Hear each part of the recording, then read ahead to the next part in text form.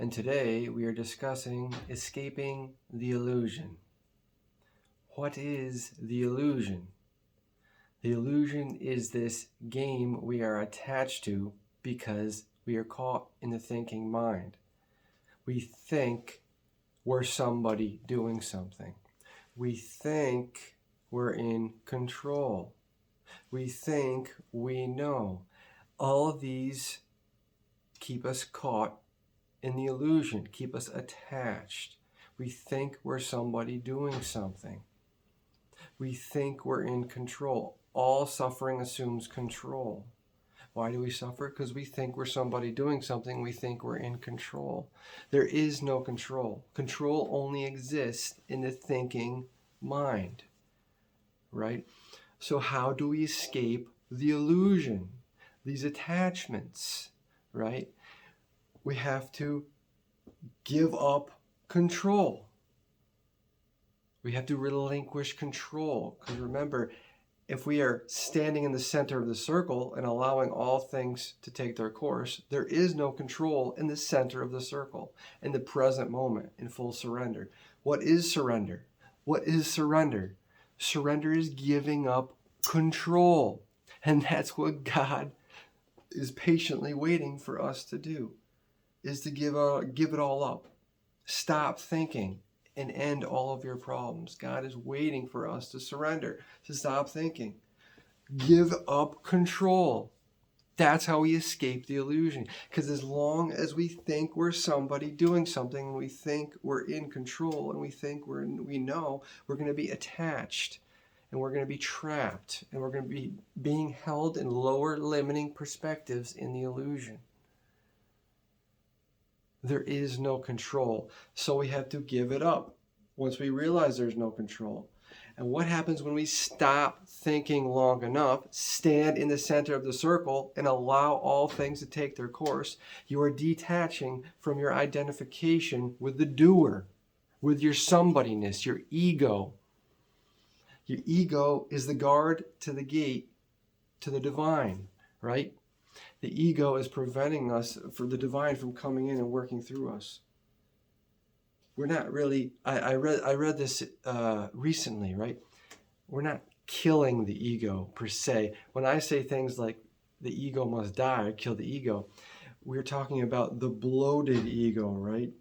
The ego that gets so attached, thinking it's somebody doing something, thinking it's in control, that's what we're replacing with the divine. Because every second we stay present, we're dissolving the ego, the bloated ego, because we're no longer attached to the actor when we are present. When we are caught in the thinking mind, we're identifying with the doer, the actor, the somebody. This is what keeps us trapped, because we think we're somebody doing something. And we think we're in control. All suffering assumes control. Why do we get stressed? Because we think we're somebody doing something and we think we're in control. Well, I have to do this. Oh, what happens if I do this? If I do this, then this is going to happen. This could be bad or this could be good. That's all a game. That's all part of the trap, the stimulation. The sea of stimulation, aggravation, and information is what keeps us trapped in the illusion of chaos, fear, and confusion. So what's the name of the game if we want to stay present? Remember, presence and purification correct all imbalances. So anytime we catch ourselves slipping in the game, which happens to me all the time, you get caught in the thinking mind, eventually you fall back into, oh yeah, presence and purification. Sometimes it takes longer than others. Presence and purification. Why am I trying to do anything? I have a video, stop trying to do anything, something like that, right? Because if you're trying to do something, that means you think you're somebody doing something. You're identifying with the doer. You are not your body. You are not your actions. You are not your senses. You are not your thoughts, right? You're not your word. You are not the person speaking. You're observing all of this. There's nobody here doing nothing right now. I'm not doing anything. I'm just observing my nature running. This is just my nature running off. Your chemistry and conditioning. Remember, in a sense, this world is sabotaging you. The controllers, we talk about this on many different levels because people need to hear at different levels, right? The controllers are, in a sense, sabotaging us, the human entities, because they are afraid of us, because they know how powerful we are.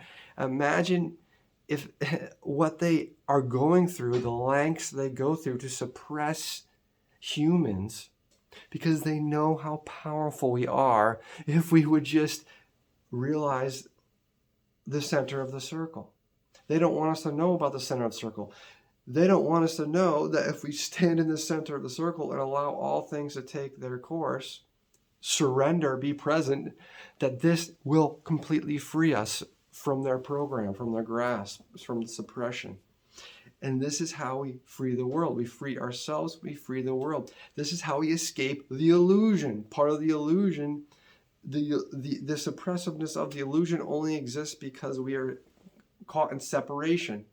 We are caught in the thinking mind, as opposed to being back to the whole, which is surrender, being one with our cosmic beloved, right? That's why the illusion exists as it does, because it's one big game, though, right? Because we're all just nature running off, but this is the views we're looking at it. The illusion exists because we're not free. But when we get free, you know what I mean? That's how we ascend humanity. That's how we escape the illusion. That's how we break free from the Truman Show. It always comes back to presence and purification. There's nothing to do but to do nothing. So if you're feeling stressed, if you're like, oh man, I don't know, you got some decisions in life coming up, this is just a reminder to myself and to you. Relax. No matter what happens or has happened, right? What has happened, or this is the highest perspective. This is the perspective of God. Stop thinking, presence. No matter what happens or is going to happen, you can let it all go, because there is no control. And whatever happens was always going to happen because it happened. And there was never going to be another way. Nothing. You can only ever do you can only ever act based off your chemistry and your conditioning. Sorry, getting a little caught up here.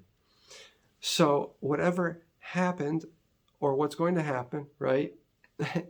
You can let it go. This is the highest perspective, because there's no control. We just think we're in control.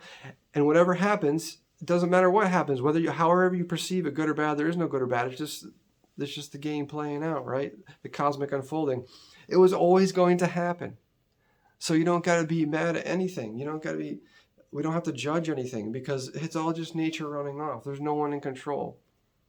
Judgment assumes control, right? When you say, how does this person do that? Oh, how do they do that? Oh, why did I do that? You judging yourself assumes you could have made a different choice. But you can never make a different decision than what you did. You couldn't have done it, because you were merely chemistry and conditioning, your nature running off. You can only ever act based off of your chemistry and your conditioning, right? That's it. So we can let it all go. This is the highest perspective. This is perspective of God.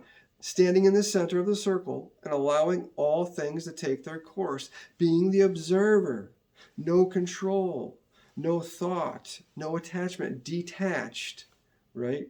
We're detached from identifying with the actor, with the somebodyness. When we stop thinking long enough, we observe nature running off in everything. And that frees us. That's our connection to our highest self, that's allowing the divine to work through us by staying present. And that's all there is to do. Everything else is us just getting caught in the cycles of suffering through the thinking mind, because of the stimulation, aggravation, and information, and the chaos, fear, and confusion, which is meant to keep us trapped in the illusion. It's meant to suppress us. So if we want to break free, we have to give it all up. Anytime we catch ourselves slipping, trying to do something, say, you ain't in control, you're just observing, relax. Whatever we do, whatever we eat, if we smoke or drink or whatever we're doing, all there is to do is observe. Don't need to judge yourself. Don't need to be shameful. Don't need to feel guilty, because you can only act based off your chemistry and conditioning. Remember, there's no control. You're not in control. You just observe your chemistry and your conditioning playing out. That's it. And this allows the divine to work through you, and this will correct all imbalances. And through this present state, this is how our being breaks free from all the traps of the illusion. This is how we escape the illusion. We say things like, I am God's eternal love pouring forth. This is surrender, allowing God's eternal love to pour forth through us. We are vessels of the infinite beloved, right? We are vessels of God. And when we surrender, this is how we raise our vibrations, right? When the divine's flowing through us, and this is how we raise humanity out of the illusion. Isn't it just about freeing ourselves? We free ourselves, we're going to free everyone, right? So be gentle on yourselves, my friend, in this game. And remember, always come back to the present moment. Remember, we are the observer. Always come back to no control. That's what surrender, the present moment is. It is surrendering control. That is how we escape all the traps and the attachments of the illusion. We give up control. We realize God is in control, and that's it. We are not in control. Well, what about free will?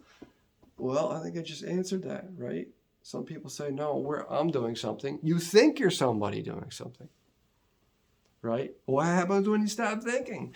What happens when you stop thinking long enough to observe nature running off in yourselves and others and in everything? So, even though I may talk about this experience on many different levels, in the ego levels, right?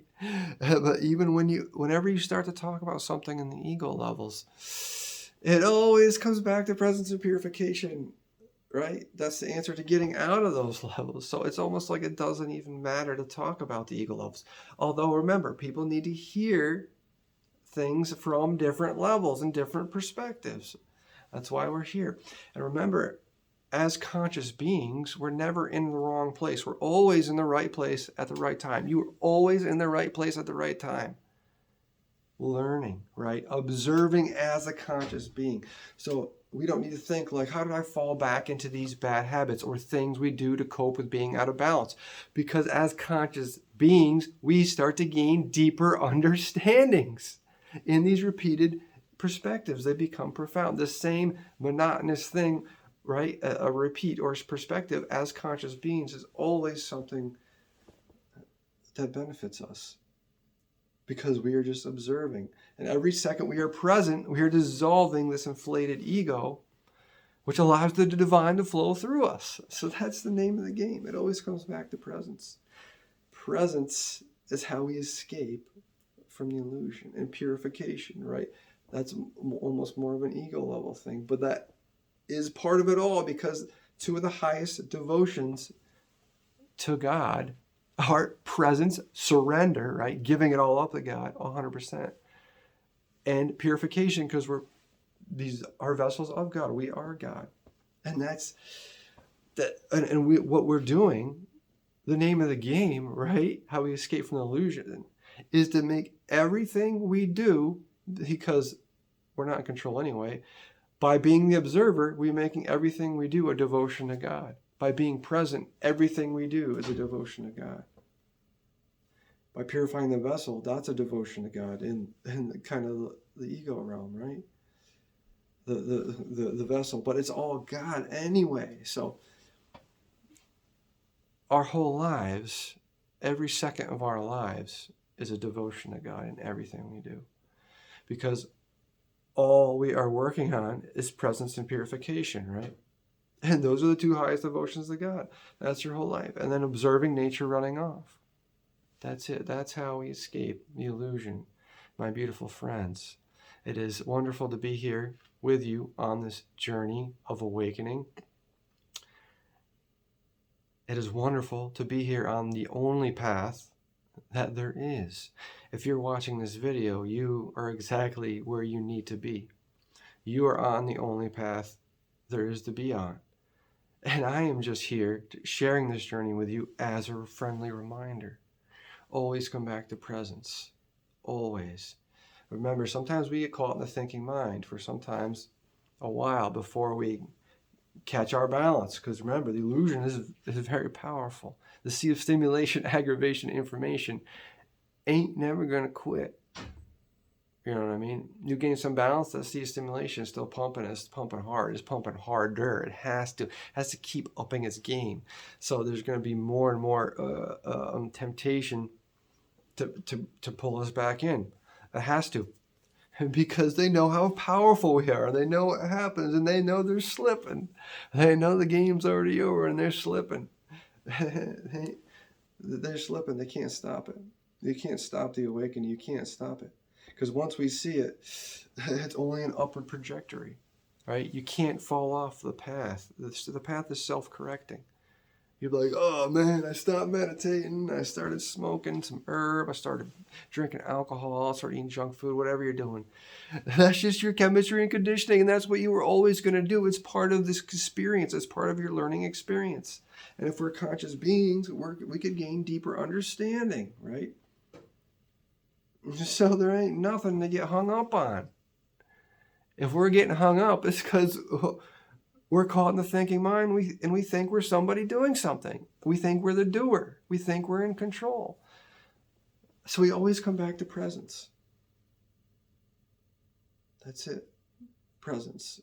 Stop thinking. You don't need to try to do anything. You're not doing anything anyway. You just think you're somebody doing something. Let's prove this. Stop thinking. Well, if you can't stop thinking long enough, then how do we work on that? We have to remove the aggravators. We have to remove all the stimulation. There's so much stimulation. This is the sea of stimulation, right? That's why I reference this so much, because the stimulation is aggravating the cycles of thought, which keeps us trapped in the illusion, right? So we have to our conditioning and our chemistry and our experience and our consciousness start to recognize this, and we start to remove stimulation, and we start to realize how important it is to facilitate a state of peace at all times, and to be present at all times, right? And to empty and reconstitute the mind. This is integral on the journey of awakening, is emptying and reconstituting the mind through presence, right? And stop taking in information to a high degree, right? This creates space that allows a deeper understanding, the divine to finally open channels of communication with us, right? Being present and emptying the mind. This creates space for deeper understanding, which allows us to go deeper on the journey of presence and purification, right?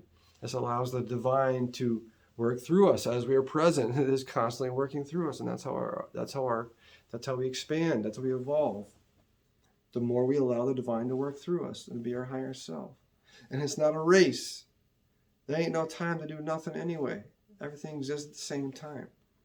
So it's like, well, I got to do this fast, or I got to do this. Why can't I got to? No, you don't got to do nothing but observe. Be present. Everything's happening exactly. Can only ever happen in divine timing. And there is no control. Always come back to that. That is the highest perspective. I can't get down with that perspective of no control. The ego resists its own destruction. The ego is going to resist hearing there is no control and make you think you have to keep thinking and you are in control, which only exists in the thinking mind. The ego ain't going to like that. Ego is going to be kicking and screaming, right? And guess what? He's going to kick and scream so hard, but he's just blocking. He's keeping the door closed to the divine. Remember the house party analogy, and then I'll sign off, because I know I can keep going forever. The ego's throwing a banging house party with all your thoughts, and the divine's knocking at the door. But anybody home? Hello? Anybody home? And eventually, when we go into presence, surrender, all the thoughts and the ego and your identification of the ego, poof, they leave. They all say this party sucks. The thoughts say this party sucks. The DJ's not even here. Ego. And then guess what? The divine opens the door and says, oh, there we go. Hello, empty mind. Hello, empty mind. There you are. There you are, presence. Let's do this. Let's fill this house with love, unconditional love of God, of our cosmic beloved. That's presence. That's presence. His giving up the house party, right? That's like our younger years. We're giving up the partying. We're giving up the house party for God, for our devotion. Because remember, everything is a devotion to our cosmic beloved. Our entire lives are devotion. Driving the car, taking a crap, right? Drinking. It doesn't matter what it is. It's a devotion, right? Talking to somebody, saying some crazy stuff, doing some crazy stuff. Doesn't matter what it is. Whatever you're observing, it's all a devotion. Because if you're observing it, that means you're present, and that's all God wants. God is patiently waiting for our undivided attention. Which means what? When we come into this incarnation, the name of the game is, can we shut off our attachment to all the stimulation? So it's like a meditation, right? Facilitating a state of peace. Letting go of the stimulation that is flooding us with information and clogging up our minds. And just letting it all go. Surrender. Name of the game. This is how we escape the illusion. I am God's eternal love pouring forth. Namaste.